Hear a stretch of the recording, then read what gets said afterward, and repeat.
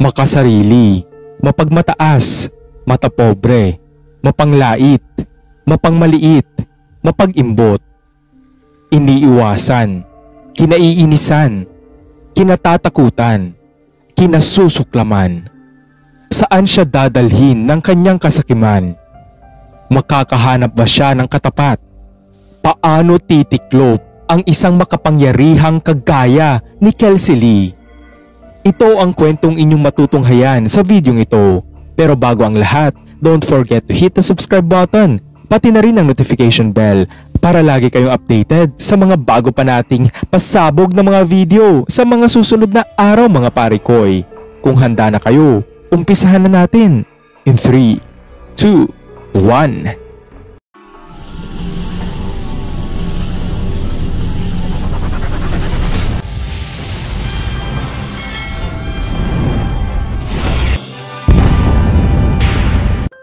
Simula pagkabata ay binusog sa pagmamahal ng mayamang mga magulang niya ang dalagang si Kelsey Lee. Magaganda at mamahaling mga gamit, magagarbong mga kasuotan, international school, sariling credit card with swipe all you want privilege, malaprinsesang buhay na pinapangarap ng karamihan. Ganito kasarap ang buhay na tinatamasa ni Kelsey Lee. Born under a lucky star, ika nga. Dati ay magiliw at sweet si Kelsey Lee. Subalit, bigla siyang nagbago noong makalipas ang 5 taon ay sa hindi inaasahan ay ipinanganak ang kapatid nito. Imbis na maging masaya noon si Kelsey Lee na magkaroon ng kapatid, ay nilamon siya ng ideya na hindi na siya mamahalin ng milyonaryo niyang mga magulang. Dahil sa isip ni Kelsey Lee ay binuo niya ang isang sitwasyon na ang kapatid niya ay ang kanyang magiging mortal na kaagaw at kakompetensya sa lahat ng bagay sa mundo. Habang silang magkapatid ay lumalaki, ay lalo ding lumalaki ang inggit at selos na nadarama ng dalaga sa kanyang nakababatang kapatid. Bagamat sa kabila nito, ay hindi naman totoong nagbago ang atensyon at pagmamahal na binigay ni na Mr. and Mrs. Segovia para kay Kelsey Lee dahil sinisikap nila palagi na ipadama sa kanilang mga anak ang pagiging pantay ng mga ito sa lahat ng bagay. Ngunit lingid sa kaalaman ng milyonaryong mag-asawa ay hindi sapat para sa panganay nila ang pagiging pantay dahil ang tanging hangad ni Kelsey Lee sa kanyang buong buhay ay ang pagiging lamang at angat sa lahat ng bagay, lalong-lalo na pagdating sa kanyang nakababatang kapatid na si Chanel Ann. Hanggang sa dumating ang araw ng 18th birthday ng nakababatang kapatid ni Kelsey Lee, ang maputi, makinis, napakaganda at napakatalinong si Chanel Ann. Mom, bakit mas maganda ang gown ni Chanel ngayon kesa noong dibo ko? Dapat, ganun ang gown ko noon. Yung color na yun talaga ang gusto ko. Yung design din. Dapat, ganun din noon sa akin. Nakakainis. Nagmamaktol na wika ni Kelsey Lee. Anak, ano ka ba? Hindi ba ikaw ang pumili ng designer ng gown mo? Lahat ng gusto mo, ginawa ng designer. Ikaw din ang pumili ng kulay dahil sabi mo, yun ang bagay sa'yo dahil kayo manggi ka. Pati yung cut na gusto mo, nasunod lahat. Yung theme ng dibo mo, ang sabi mo, gusto mo kakaiba. Sabi mo, ayaw mo ng traditional party. Di ba, tuwang-tuwa ka naman noon dahil nasunod lahat ng gusto mo. Pati yung venue, ikaw din ang pumili. Maalumanay na wika ni Mami Celeste. Basta, next birthday ko, gusto ko mas bongga kaysa sa dibo ni Chanel. Bakit ba kasi ganito ang kulay ko? Naiinis na ako, Mami. Nakailang session na ako sa derma. Ang dami ng procedure. Pero mas maputi at mas makinis pa rin si Chanel kesa sa akin. Sino ba ang maitim sa pamilya natin? Sina lolo at lola, mapuputi. Kayo ni dad, maputi din. Kanino ba ako nagmana, mami? Kabwisit! Kaya si Chanel na lang ang laging bida at pinapansin ng lahat. Malditang sambit ni Kelsey Lee. Kelsey ha? Palagi naming sinasabi sa'yo na magkaiba kayo ng kapatid mo. Kaya tigilan mo yang palagi mong pagkukumpara at pakikipagkompetensya sa kapatid mo. Listen, remember this. You are beautiful. At syempre, may mga ancestors din tayo na kakulay mo. Sa kanila mo namana ang napakagandang kulay mo. Smile ka na, okay? Parehas namin kayong mahal na mga anak namin. Kaya dapat anak, bilang ikaw ang ate, ipadama mo at ipakita mo din kay bunso yung love and care mo sa kanya. Tugon ni Mami Celeste. Basta mom, ang gusto kong gift nyo sa birthday ko ay rhinoplasty. Gusto ko mas matangos ang ilong ko kaysa kay Chanel. Kasi di ba ako ang panganay, kaya dapat mas matangos ang ilong ko. Tapos, mom, gusto ko ipaayos tong mata ko kasi droopy yung eyes ko. Gusto ko yung parang mata ni Chanel ang eyes ko. Tapos mom, isasabay ko din yung chin augmentation ko para balance yung nose at chin ko. Basta dapat, mas maganda ako kay Chanel. Gigil na wika ni Kelsey Lee. Kelsey, hindi na ako natutuwa sa inaasal mo ha? Narinig ko lahat ang sinabi mo. Pwede ba Kelsey? For God's sake, stop being childish. For once, ipakita mo namang mahal mo ang kapatid mo. Puro ka selos. Tuwing lalapitan ka ng kapatid mo, nilalayuan mo siya. Tuwing yayakapin ka niya, tinutulak mo siya. Tuwing naglalambing siya sa'yo, pinagtatabuyan mo siya. Ano bang nangyayari sa'yo anak? Hindi naman kami nagkulang sa pangaral sa'yo. Binusog ka namin ng pagmamahal. Lahat ng gusto mo, binigay namin. Anak, kapatid mo si Chanel at hindi mo siya kalaban sa kahit na anong bagay. Galit na wika ni Daddy Gistoni. Sige, ako na naman ang mali. Ako na naman ang masama. Diyan na kayo sa paborito niyong anak. Sigaw ni Kelsey Lee.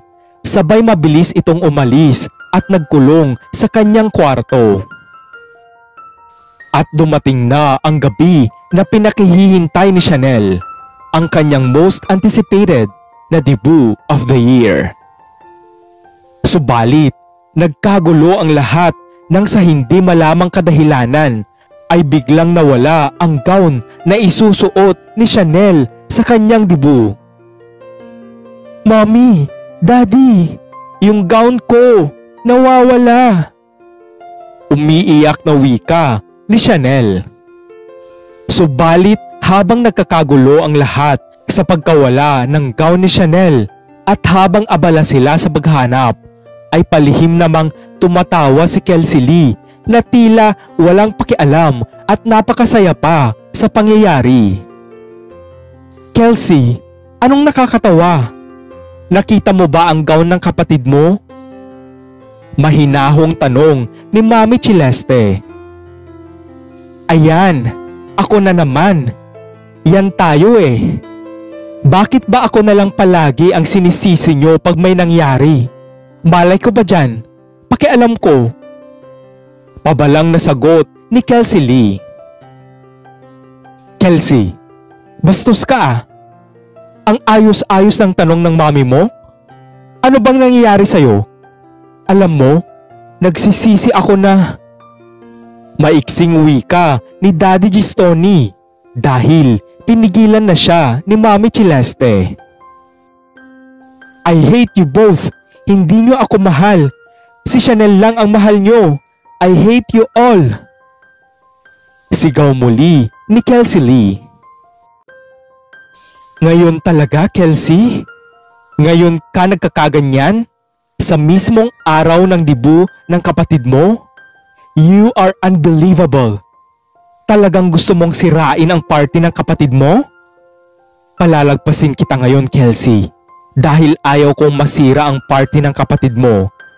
Pero hindi pa ako tapos sa'yo. Hindi ko na alam ang gagawin ko sa'yo. Sumusobra ka na. Fix your attitude, Kelsey, or else huwag mong subukang maubos ang pasensya ko sa'yo. Galit ng wika ni Daddy Gistoni. Honey, tama na, please.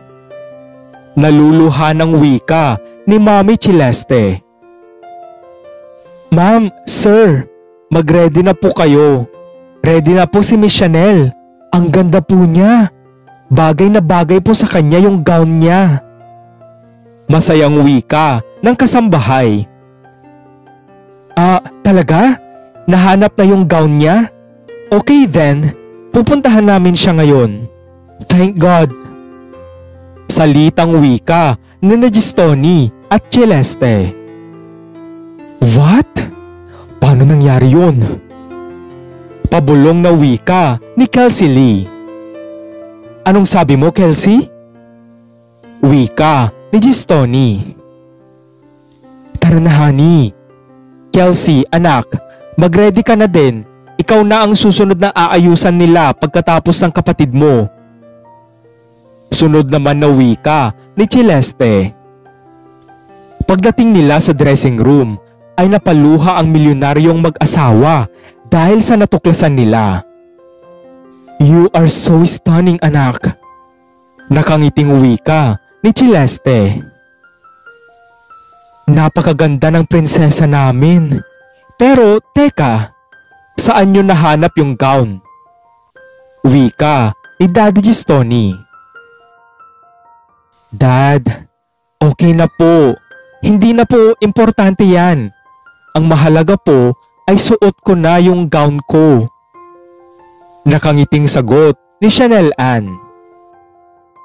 Ma'am, sir, huwag po kayong mabibigla ha. Pero tingin ko po ay mas mabuting malaman nyo to. Kahapon po kasi, noong final fitting ng mga gown, hindi ko po sinasadya na marinig yung panganay ninyong anak na may kausap sa cellphone. Tapos po, sinabi niya sa kausap niya sa cellphone na itutuloy daw po niya yung plano niya na isabotahe yung dibu ng kapatid niya. Ang sabi po niya, itatago niya yung gown tapos siya daw po ang magsusuot sa party para daw po magulat ang lahat, para sa kanya daw pumabaling ang atensyon ng mga tao at hindi sa kapatid niya na magdedebu. Kaya po, ang ginawa ko ay inilagay ko sa special box yung talagang gown ni Miss Kelsey at doon ko siya nilagay sa dressing room ni Miss Chanel para po aakalain ni Miss Kelsey na yun yung gown na itatago niya.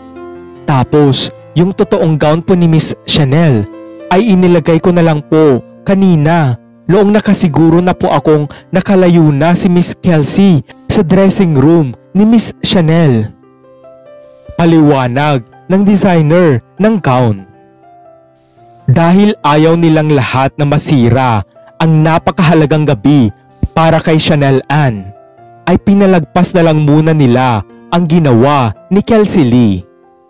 At natuloy na nga ang dibu ng bunso ng mag-asawang milyonaryo.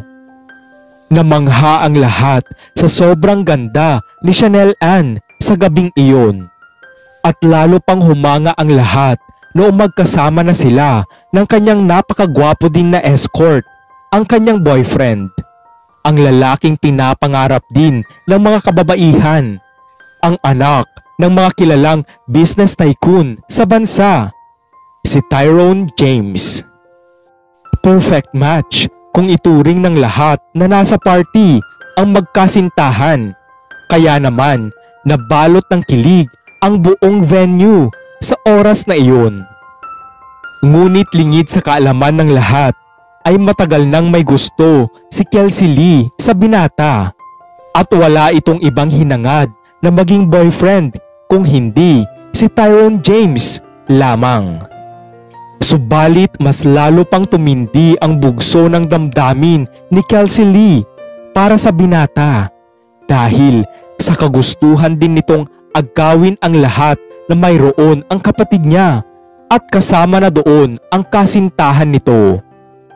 Si Tyrone James ay kaklase ni Kelsey Lee noon sa kolehiyo, ngunit sa kabila ng lahat na ginawang pang-aakit at pagpapakyut ng dalaga ay hindi ito binigyan ng pansin ng gwapong binata dahil ang totoong gusto nito ay ang nakababatang kapatid ni Kelsey Lee na si Chanel Ann.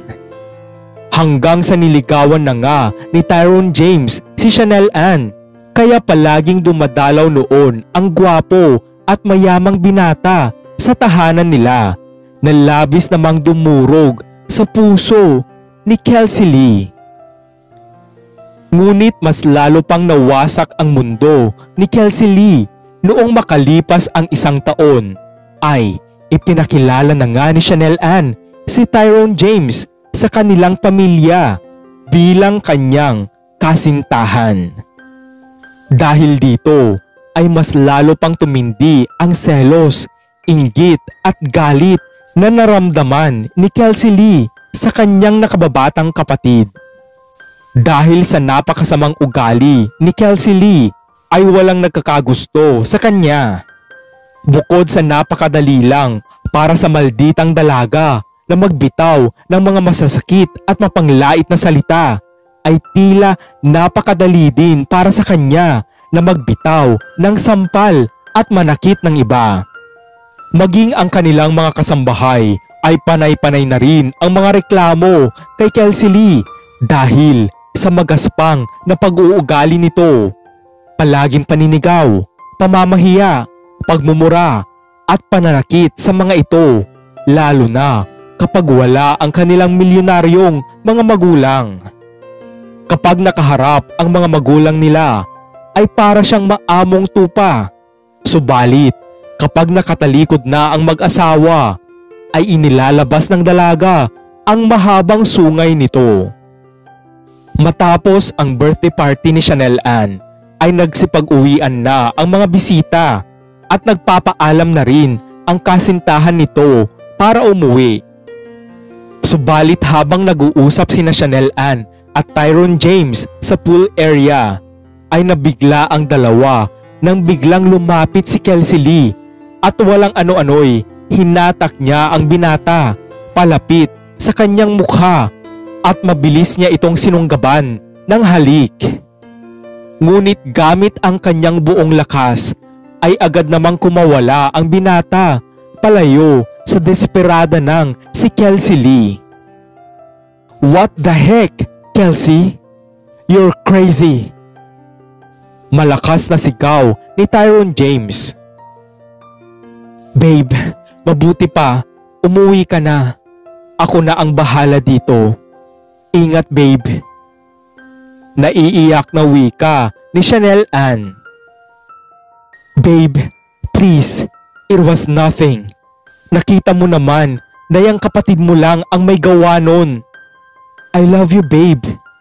Pagsabihan mo yung kapatid mo, baka mawala ang respeto ko sa kanya. She is insane. I have always been wondering kung paano mo siya naging kapatid. Kung gaano kakabuting tao, ganun naman siya kasama." Nagtitimpi sa galit na wika ni Tyrone James. "Babe, I know. I saw it. Wala kang kasalanan, babe. Uwi ka na muna. Be safe, ha? Tawag ka pag nakarating ka na sa house nyo. Ako na ang bahala kay ate. Love you, babe." Humihikbing wika ni Chanel Ann. At dismayado nang umuwi ang binata dahil sa hindi nito inaasahang ginawa ng ate ng kanyang mahal na kasintahan. Makalipas ang ilang minuto ay naganap ang masalimuot na pangyayaring gumimbal sa mansyon ng milyonaryong mag-asawa na sina Mr. and Mrs. Segovia. Ang kanilang bunsong anak na si Chanel Ann ay natagpuang lumulutang at wala ng malay sa kanilang swimming pool.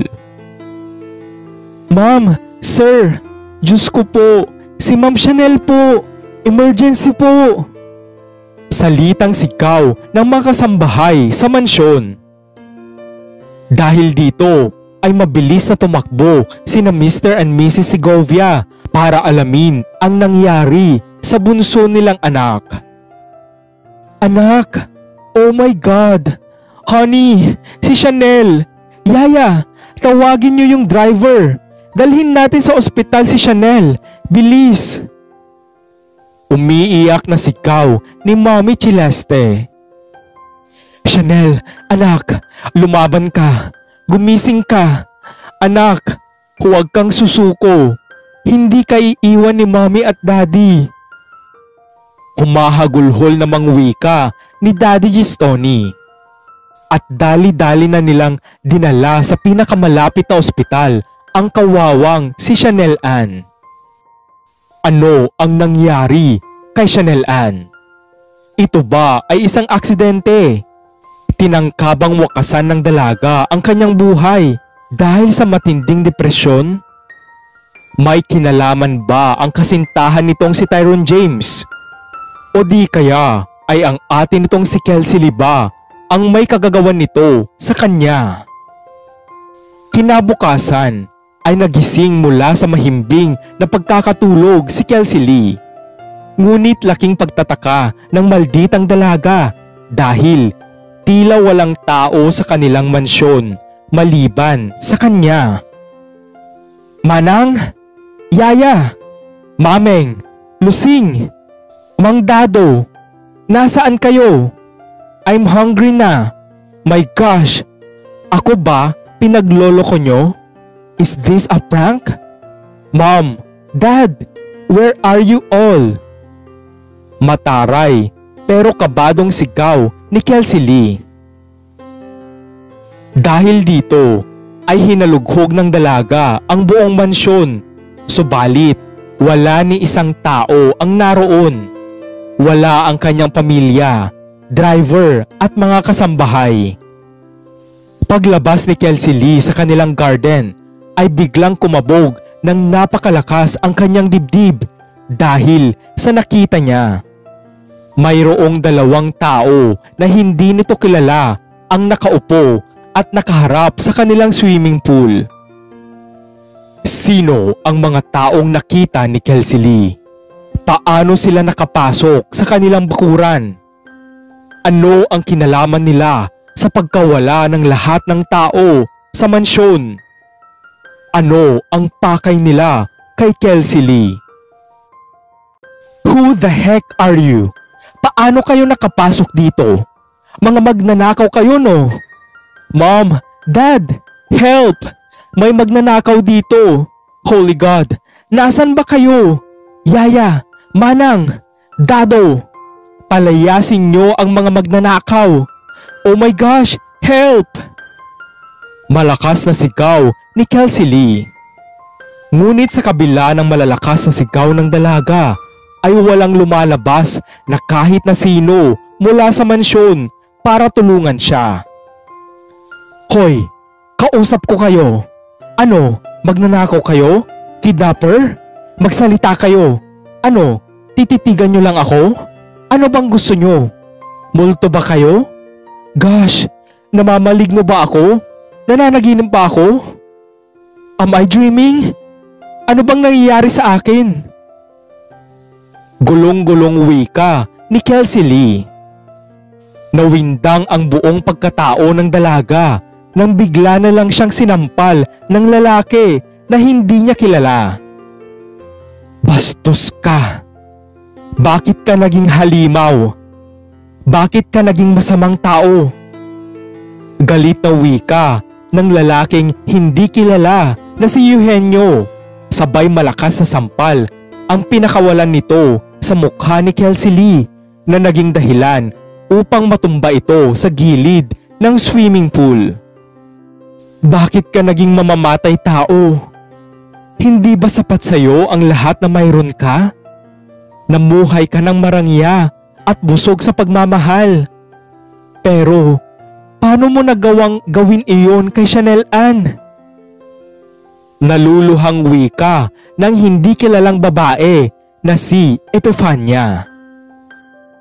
Aray ko! Ang sakit ng sampal mo ha, matandang pulubi. Hayop kayo. Anong karapatan niyong saktan at pagsalitaan ako ng ganyan ha? Hindi niyo ba ako kilala? Idedemanda ko kayo. At bakit? Anong pakialam niyo sa pamilya namin? Mga pulubing magnanakaw. Nag-aapoy sa galit na wika ni Kelsey Lee habang akma nitong gagantihan din ng sampal si Eugenio. Sige, subukan mo. Hindi uubra sa akin yung kasamaan ng ugali mo ha. Tignan mo yung swimming pool. Hindi ka ba nakokonsensya sa ginawa mo kay Chanel Ann? Tignan mo. Diyan natagpo ang lumulutang at walang malay ang kapatid mo. Bakit? Paano na kaya ng sikmura mong gawin yan sa kapwa mo? Lumuluhang wika ni Eugenio. Sino ba kayo? Paano nyo nalaman ang mga yan? Anong kailangan nyo sa akin? Takot ng wika ni Kelsey Lee dahil tila alam ng mga pulube ang tinatago niyang sekreto tungkol sa nangyari sa kapatid niyang si Chanel Ann. Kelsey naman, hindi ko aakalaing aabot ka sa ganito. Namutawi na sa puso mo ang inggit, selos, galit at pagiging ganid. Hindi ka lang bastos, pero masakit mang tanggapin. Pero isa kang kriminal. Humahagulhol na wika ni Epifania. Hoy, kayong dalawa, hindi ko alam kung paano nyo nalaman ang lahat ng ito. Hindi ko din alam kung saang lupalop kayo nang galing. Pero sigurado ako na gusto nyo akong i-blackmail. Sige, para matapos na to, magkano, ha? Alam ko namang gusto nyo lang akong perahan, kapalit ng pananahimik nyo. Sige, magkano ang kapalit ng pagtikom nyo sa madudumi nyong mga bibig ha? I knew it. Ang mga kagaya nyong mga pulubing madudungis, pare-pareho lang kayong manggaghancho at mapagsamantala sa aming mayayaman para sa pera. Yan, sige, name your price. Pwede ko ngang bilhin ang buhay nyo eh. Ngayon, kapag nabigay ko na ang kabayaran, lumayo na kayo at huwag na kayong magpapakita pa dito kahit kailan. At siguruhin nyong isasama nyo hanggang sa hukay kung ano man ang nalalaman nyo sa ginawa ko kay Chanel. Nagkakaintindihan ba tayo? Gigil na wika ni Kelsey Lee. Walang hiya ka talaga, Majoy. Naririnig mo ba ang sarili mo? Wala ka na ba talagang natitirang konsensya? Wala ka bang puso? Ikinakahiya kita kahit masakit man sa kalooban ko. Para mo kaming pinatay dahil sa mga sinabi mo. Malakas na wika ni Eugenio habang hawak nito ng napakahigpit sa braso si Kelsey Lee hanggang sa halos mapisa na ang braso ng dalaga dahil sa sobrang gigil at galit ni Eugenio. Aray ko! Bitawan mo ako! Ang sakit! Aray! Bakit ba galit na galit ka? Pakialam mo ba sa gusto kong gawin? Tsaka, hindi ako si Majoy. The heck?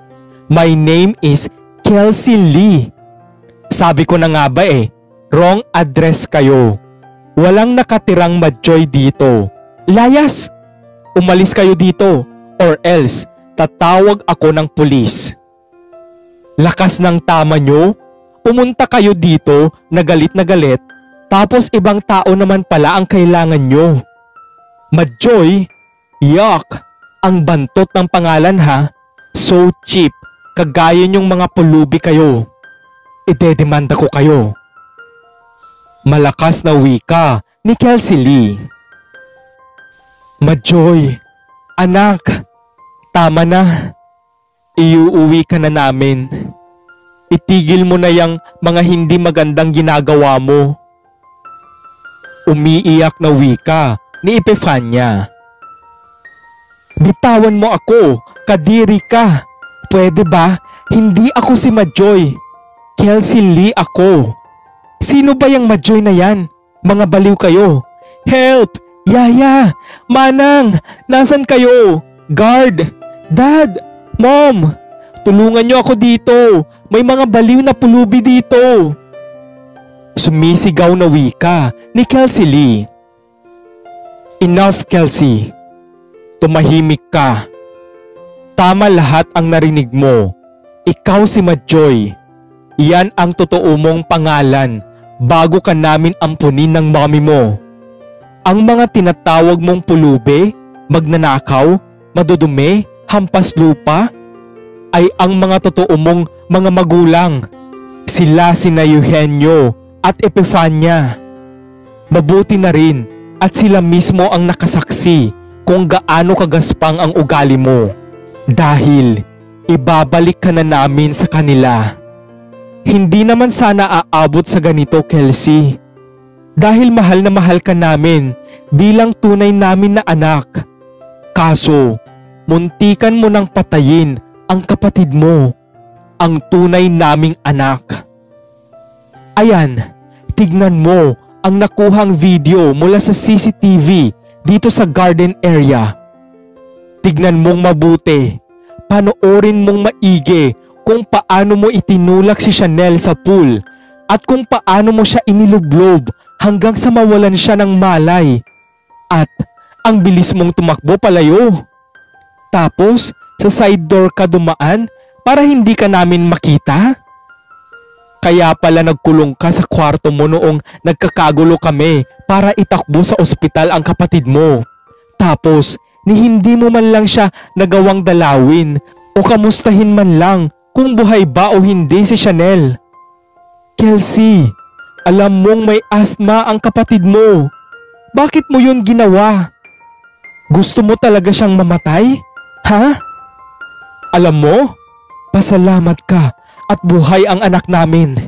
Dahil kung hindi, baka kung ano ang maggawa ko sa'yo. Ingrata ka. Galit na sigaw ni Gistoni. Sabay sinampal din ito ng napakalakas si Kelsey Lee. Lingid sa kaalaman ni Kelsey Lee ay dahil nagtaka ang milyonaryong mag-asawa sa mga ikinilos ng dalaga na tila wala man lang ipinakitang pag-aalala sa nangyari kay Chanel Ann. Kaya naman naisipan nila na i-check ang CCTV footage mula sa cellphone ni Daddy Gistoni para malaman ang totoong nangyari. At dito nga ay nakita nila na tila nagkakasagutan ang dalawa hanggang sa sinabunutan ni Kelsey Lee si Chanel Ann at itinulak nito sa pool ang dalaga. Dahil hindi marunong lumangoy si Chanel Ann ay humingi ito ng tulong kay Kelsey Lee. Subalit, imbis na tulungan niya ang hindi na makahingang dalaga, ay hinila niya ito at inilublob sa swimming pool hanggang sa mawalan na ito ng malay.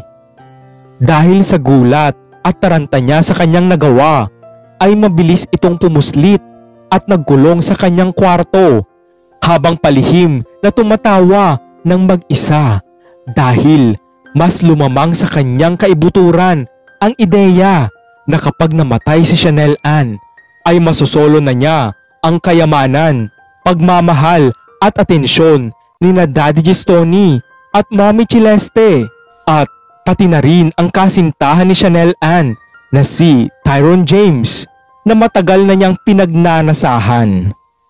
Ang mga totoong magulang pala ni Majoy, also known as Kelsey Lee, ay mga dating trabahador sa hasyenda ng mayamang mga magulang ni Gistoni sa malayong probinsya. 10 na noon ang mga anak nila at pang-11 na ang noon ay 1 taong gulang na si Majoy. Ngunit dahil hirap na sina Eugenio at Epifania noon sa kanilang buhay, ay nagpasya silang alukin ang mga anak ng kanilang mga amo na sina Gistoni at Celeste na noon ay 3 taon ng kasal. Ngunit hirap din silang makabuo ng anak. At dahil na rin sa kagustuhan ng mayamang mag-asawa na magkaroon na ng anak at makabuo ng kompletong pamilya, ay tuluyan na nilang inampon si Majoy. Kasabay ng legal nilang pag-ampon noon kay Majoy, ay pinalitan nila ang pangalan nito at ginawa nilang Kelsey Lee. Nagkaroon sila ng kasunduan na ituturing na nila na tunay na anak ang bata at hindi na nila ipapaalam pa ang katotohanan habang buhay. Kaya naman, nagpasya ang mayamang mag-asawa na ibenta na ang hasyenda nila sa probinsya para magsimula ng bagong buhay sa malayong syudad. Gamit ang pera na pinagbentahan sa hasyenda, ay nagpatayo ang mag-asawa ng sarili nilang kumpanya na sa awa naman ng Diyos ay lumaki ng lumaki sa paglipas ng panahon. Makalipas nga ang 5 taon, ay hindi nila inaasahan na magbubuntis pa si Mommy Celeste at ipinanganak na nga ang totoong anak ni na Mr. and Mrs. Segovia. Noong malaman pala ng mayamang mag-asawa ang ginawa ng ampon nila sa kanilang anak, ay napagdesisyonan nila na ipatawag na ang totoong mga magulang ni Majoy para isauli na ito sa kanila dahil sa pangamba na baka sa susunod ay tuluyan na niyang mapatay ang kanilang anak. Bago pa man nagpunta ng mansyon sina Eugenio at Epifania, ay pinapunta muna sila sa ospital ni Gistoni upang kausapin ng maayos ang mga ito, at dito ay ipinakita nila ang sitwasyon ni Chanel sa ospital at ipinanood din nila sa mga ito ang footage na kuha sa CCTV nila kung saan kitang-kita kung paano tinangkang patayin ni Kelsey Lee si Chanel Ann. Kaya pala walang tao sa mansyon noong nagising si Kelsey Lee dahil pinag-day off silang lahat ni Gistoni dahil ayaw niyang masaksihan nila ang magiging kaganapan dahil ayaw nilang mapahiya ng husto ang mahal nilang panganay sa harap ng kanilang mga staff. Dahil hanggang sa huli ay inaalala pa rin nila ang kapakanan ng itinuring nilang panganay na anak. No, this is not true. Dad, please, magiging mabait na ako. Pangako. Magsusorry ako kay Mom, pati kay Chanel. Ayokong maging pulubi, Dad. Please, have mercy on me, Dad. Nagwawalang wika ni Kelsey Lee. Bagamat umiiyak si Gistoni dahil itinuring na nilang tunay na anak si Majoy, also known as Kelsey Lee, ay kailangan niyang gawin ang sa tingin nilang mag-asawa na makabubuti para sa kanilang lahat. Kailangan nilang turuan ng mabigat na leksyon si Kelsey Lee. Dumating na ang mga pulis para damputin si Kelsey Lee para pagbayaran ang kanyang kasamaan. Ipinaayos na rin ni Gistoni at Celeste ang lahat ng papeles sa kanilang abogado para alisan ng karapatan si Kelsey Lee sa lahat ng kanilang mga ari-arian at para ibalik na sa tunay niyang mga magulang ang kanyang tunay na pangalan at apelyido. Lumipas ang mahabang panahon at nakalaya na rin si Majoy sa kulungan. Dinalaw siya ni Daddy Gistoni, Mommy Celeste at Chanel Ann sa probinsya kung saan ay kasama na niyang naninirahan ang tunay niyang pamilya.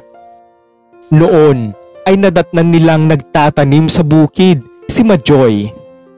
At nang makita niya ang mayamang pamilya, ay paluhod itong humingi ng tawad dahil sa mahabang panahon niya sa loob ng kulungan ay labis niyang pinagsisihan ang lahat ng ginawa niyang kasamaan sa kanyang kapwa. Bagamat hindi nawala ang pagmamahal ng mayamang pamilya kay Majoy, ay hindi na rin nila sinubukan pang ibalik ang dati nilang pakikitungo sa dalaga. Ang nais na lang ng mayamang pamilya sa oras na iyon ay masiguradong maayos na ang kalagayan ni Majoy kasama ang kanyang tunay na pamilya. Alam naman nila na napagtapos nila sa pag-aaral si Majoy, kaya inisip nila na maari naman niya itong gamitin para maging maayos ang buhay niya at ng kanyang pamilya sa hinaharap.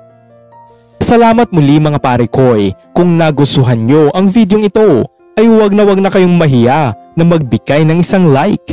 At kung bago ka lang sa aking channel, don't forget to hit the subscribe button, pati na rin ang notification bell para lagi kayong updated sa mga bago pa nating pasabog na mga video sa mga susunod na araw mga pare koy.